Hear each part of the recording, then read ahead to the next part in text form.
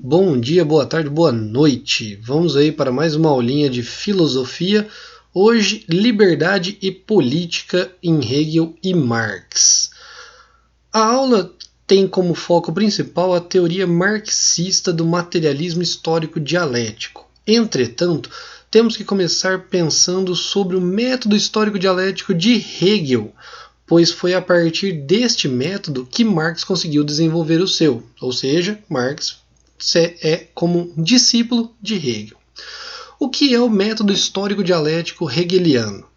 Segundo Hegel, existem formas de você compreender o mundo, e essas formas de você compreender o mundo seguem 3 passos principais. A tese, você cria uma tese sobre o mundo em si, que seria a natureza, vai contrariar a sua tese. Por quê? A tese é criada pela sua imaginação. Você desenvolve uma ideia do que seja essa tese. Você imagina um objeto, você imagina um animal. E quando você consegue realmente entender o que é esse animal, confrontando ele com a realidade. Ou seja, é como se fosse uma lagarta. Uma lagarta, ela é mobilidade, ela é alimentação, ela é respiração, entre outras coisas. Porém, como ela consegue chegar a ser uma borboleta? Ela necessita passar pelo estágio de casulo. Ela deixa de ser mobilidade, ela deixa de ser alimentação, ela deixa de ser tudo aquilo que ela era. Ela foi contraditória a toda a sua primeira situação, a sua primeira existência. Então, quando existe essa contradição, é quando ela consegue chegar a ser uma borboleta. Mas então a borboleta é o casulo?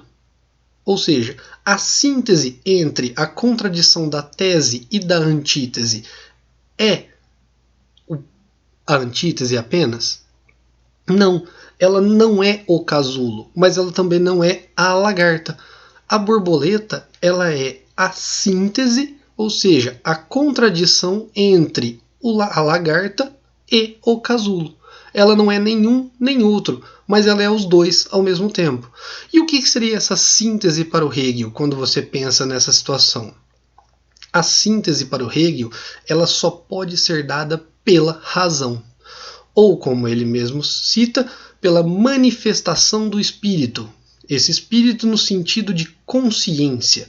Então, toda vez que você tem uma ideia que ela vem da sua imaginação e ela é confrontada pela natureza ou pela realidade, a única verdade possível a partir dessa contradição é dada pela razão. É dada pela síntese entre a tese e a antítese. Então essa razão ela tem 3 níveis possíveis. Qual seja? O primeiro nível dela é o subjetivo, ou seja, é a consciência de si, que é a consciência individual, a consciência apenas eu comigo mesmo. Eu não consigo ir muito além no meu pensamento. Ela consegue avançar quando ela chega numa consciência objetiva, ou numa razão dada objetivamente. Ela deixa daquele achismos de lado e passa a ter uma visão altruísta, uma visão coletivista. Então, essa razão objetiva é um passo além do pensamento, do espírito. E, por fim, ela só vai conseguir se fazer plena quando ela chegar na razão absoluta, que é a consciência histórica. Ou, segundo Hegel mesmo, a razão absoluta é a própria filosofia.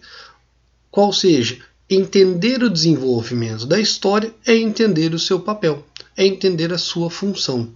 Hegel acredita que a filosofia é entender, através da razão, a tese e a antítese criada ao longo da história. Sendo assim, então, para Hegel, concluindo, a razão absoluta, ou a filosofia, é aquilo que dá sentido à história.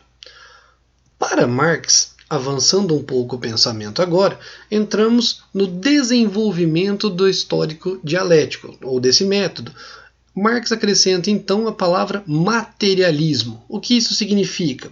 A tese marxista não segue, como queria Hegel, as suas mesmas bases metodológicas, né, que eram apenas pautadas na razão. Para Marx, o que foi importante para gerar a contradição da história foi o acúmulo de bens materiais. Ou uma própria citação dele: a história de toda a sociedade que existiu até agora é a história das lutas de classe. Se vocês lembrarem lá na questão marxista da burguesia versus o proletariado, você consegue entender melhor essa questão do acúmulo de bens. Qual seja, o acúmulo de bens para Marx foi aquilo que levou à contradição na história. Então, dividindo a sociedade nas camadas em que tem os que acumularam bens materiais e os que não puderam acumular bens materiais, levou à dicotomia da economia e, consequentemente, social. A luta de classes é a luta de classes sociais que também está relacionada com a luta de classes econômicas, da burguesia contra o proletariado. E o que isso tem a ver com a questão da liberdade? Bom, para Marx, o trabalho, todo tipo de trabalho, é dado como uma atividade vital. Tudo que você faz ou tudo que você produz é para sua própria sobrevivência. Entretanto, no capitalismo, o trabalho se torna um meio e não mais um fruto um produto como fruto do seu trabalho. Ele se transforma num meio para se alcançar um objetivo.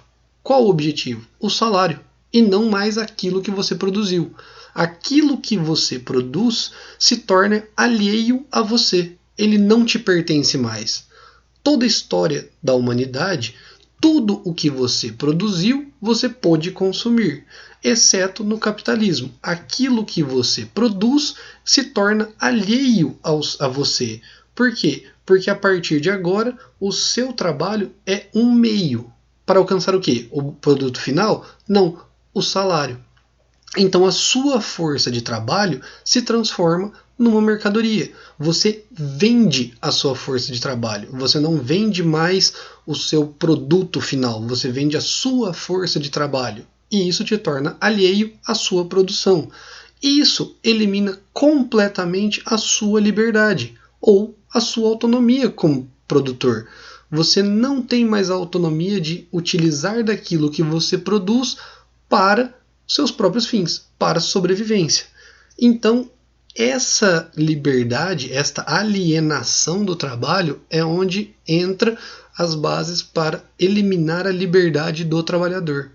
Então, é esse princípio que sustenta a base para a revolução marxista, aquela que ele propõe para poder transformar novamente a produção do proletariado em seu próprio trabalho, ou seja, você conseguir de novo para si a sua produção, ao invés de transformar o seu trabalho em um meio ou um objetivo final como seu trabalho. E é isso que Marx sugere quando ele cita aquela famosa frase em que aquele que tudo produz, a ele tudo pertence, ou a classe operária sendo os produtores e deveriam ser aqueles que recebem de volta para si a sua produção, e não o salário, que seria o meio. Certo? Obrigadão.